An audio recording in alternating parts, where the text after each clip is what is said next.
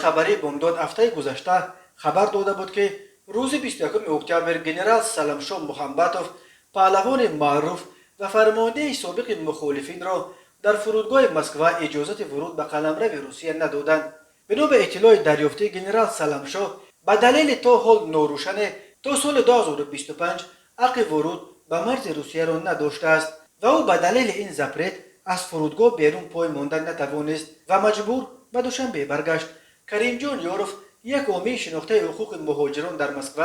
در فیسبوک نوشت که سلامشو محبتوف را با احتمال زیاد بر اساس معلومات به پلیس مسکو داده عالم تاجیک مقیم روسیه حاکم محبتوف، کریم جان یاروف سند را عبارت از 8 صفحه چاپ کرد که معلوماتنامه برای رهبران ریاست جستجوی جنایتی مسکو نام داشته. در پایانش گفته می شود که این سپراوکا یا معلوماتنامه از جانب رهبر تشکیلات وطن محبتوف تهیه شده است. در سند امضا یا مهر نیست، ولی جمعیت وطن سازمان جمعیتی است که حاکم محبتوف تشکیل و رهبری می کند. در این سند به نام رهبران پلیس مسکو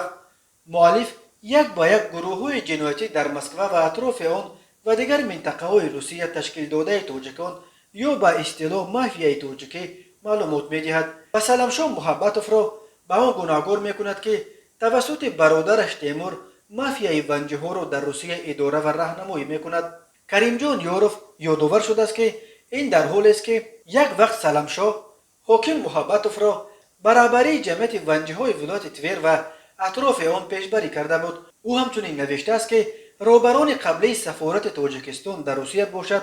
با تمام جدیت روی حاکم محبتوف و خورشیده همروکولووا به حیث دو نامزد اساسی برابری جمعیت‌های تاجیکان سراسر روسیه حساب می‌کردند. حاکم محبتوف در نهایت به مقام رهبری جمعیت ونجه‌های ولایت تور رسیدن نتوانست و معلوماتنامه از نامش به دستگاه پرزیدنت نشر شد که در آن او ونجه‌های مقیم تور و اطراف آن را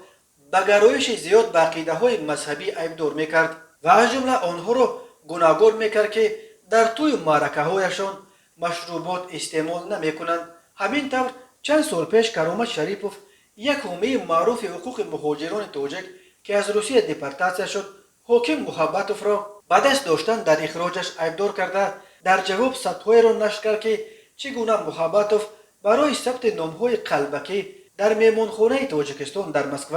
از مهاجران پول می‌ستاند، ولی در نهایت معلوم می‌شود که این ثبت نامه‌ها همه قلبکی اند و برای پلیس روسیه قربی ندارند. خود حاکم محبتوف تا کنون پیرامون این همه ماجراها در اطراف نامش از جمله درباره که آیا معلوماتنامه درباره مافیای ونجه‌ها را برای پلیس مسکو او نوشته است یا نه شرح نداده است. حاکم محبتوف 27 مارس سال 1962 در نویه ونج به دنیا آمده.